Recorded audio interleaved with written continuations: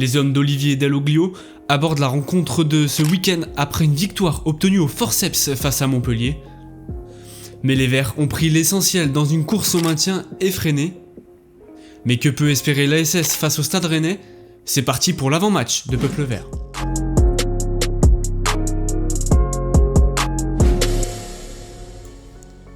Série de mauvais résultats à Rennes, car malgré 70 millions d'euros dépensés cet été, les Bretons frôlent la zone de relégation avec une 15e place en Ligue 1. Un seul petit point d'avance sur le voisin nantais alors premier relégable. Le Stade Rennais ne compte que 11 points en 12 journées de Ligue 1. Son pire total dans l'élite depuis l'exercice 2002-2003. Un mauvais début de saison qui a coûté la tête à l'historique Julien Stéphan. L'ancien milieu de terrain n'a pas résisté à une ultime humiliation 4-0 face à l'AJ Auxerre début novembre. En perte de vitesse, le SRFC place un certain Sampaoli sur son banc. L'entraîneur argentin a sans doute connu meilleur début de saison dans un nouveau club. Rennes s'est incliné sur le plus petit des scores ce week-end face aux Dogs. L'arrivée de l'énergique coach argentin n'aura pas secoué un Stade Rennais en totale perdition. Le SRFC n'a pas obtenu la moindre occasion nette durant 90 minutes de jeu. Le LOSC score avant le retour au vestiaire par l'intermédiaire d'un Zegrova impactant sur son côté droit. Les Rennais n'ont rien pu faire face à des Dogs en maîtrise en seconde mi-temps. Le SRFC n'a effectivement tiré que 4 fois durant les 90 minutes de jeu, son pire total depuis le début de saison, et n'a touché que 5 ballons dans la surface adverse. Une formation muette qui n'a toujours pas scoré depuis les 3 dernières oppositions de Ligue 1. 3e défaite d'affilée pour le Stade Rennais avant de recevoir les Verts. Et Saint-Etienne justement affiche un bilan encourageant avant le déplacement au Roazhon Park. Avec certes 3 défaites sur les 5 dernières oppositions, les Verts ont remporté 2 rencontres. Une première face à Strasbourg puis face à Montpellier. 2 prestations maîtrisées pour 2 nouveaux clean sheets pour Gauthier Larsonneur. Car deuxième pire arrière-garde du championnat, Saint-Etienne subit même 8 réalisations face à l'OGC Nice le 20 septembre dernier. Mais les Verts gagnent en solidité ces dernières semaines. Sur les 5 dernières rencontres, l'ASS divise par 2 son nombre de buts encaissés. Les Stéphanois réalisent même un nouveau clean sheet le week-end dernier face à Montpellier malgré plusieurs occasions franches des adversaires du jour. Encore mieux, les Verts accrochent infailliblement les 3 points lorsqu'ils ouvrent le score. Sur 4 victoires cette saison, les Stéphanois scorent toujours en premier. Face aux LOSC, Auxerre, Strasbourg et Montpellier, les hommes d'Olivier Dalloglio obtiennent la victoire au coup de sifflet final. 2 équipes en quête de points pour se relancer dans le championnat.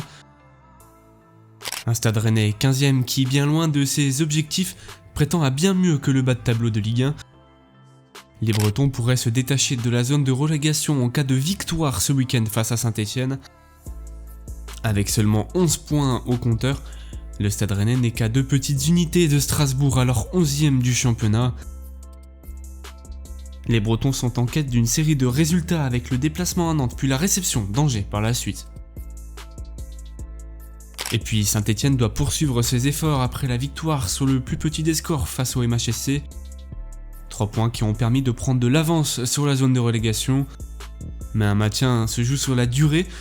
Une rencontre réussie face au Rennais profiterait aux Stéphanois alors qu'Auxerre se déplace à Toulouse et que Le Havre réceptionne Angers. Et Olivier Dalloglio peut certes compter sur un Zurico Davitashvili en grande forme, mais c'est un Benjamin Bouchoirie en pleine résurrection qui pourrait mettre à mal un entrejeu préférentiel à Sampaoli. Le milieu de terrain de poche est imposé parmi les indispensables de la formation stéphanoise alors qu'il était invité à prendre la porte cet été. Désormais plus impactant en défense, le Marocain est dangereux dans les transitions.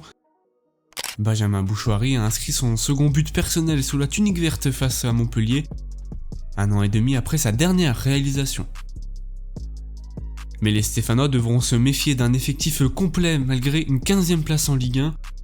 Amine Gouiri particulièrement constitue une menace pour les hommes d'Olivier Dalloglio. Rapide et technique, Amine Gouiri a manqué de tout face au LOSC. Mais s'il manque encore de régularité, L'ancien Laonnais se fera sans aucun doute un plaisir à mettre à mal Saint-Etienne. L'attaquant de 24 ans se distingue par ses nombreux décalages et prises de risques durant les rencontres. Gouiri sera certainement davantage en réussite face à une formation programmée pour le maintien.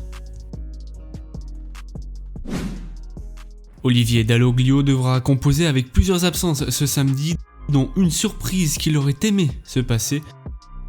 Dans un premier temps suspendu face à Marseille, Augustin Boakier ne sera pas de la partie. Le coach de l'ASS a annoncé vouloir préserver son joueur après une douleur ressentie durant la semaine. Et si Pierre Cornude a effectué son retour, son coéquipier Evan Masson est touché au genou.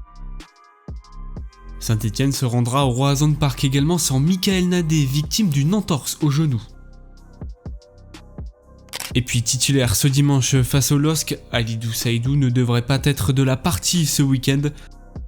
Le défenseur a dû sortir sur blessure après 18 minutes de jeu après un mauvais appui sur sa jambe gauche.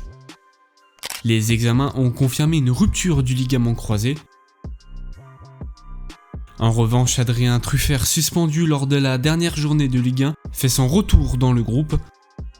Hormis ces ajustements, Sampaoli pourra compter sur un effectif complet qui s'est entraîné normalement cette semaine. Saint-Etienne devra être au rendez-vous ce samedi pour affronter une formation d'un standing supérieur. Si Rennes prétend à mieux en ce début de saison, les deux équipes espèrent engranger des points pour débuter une série positive.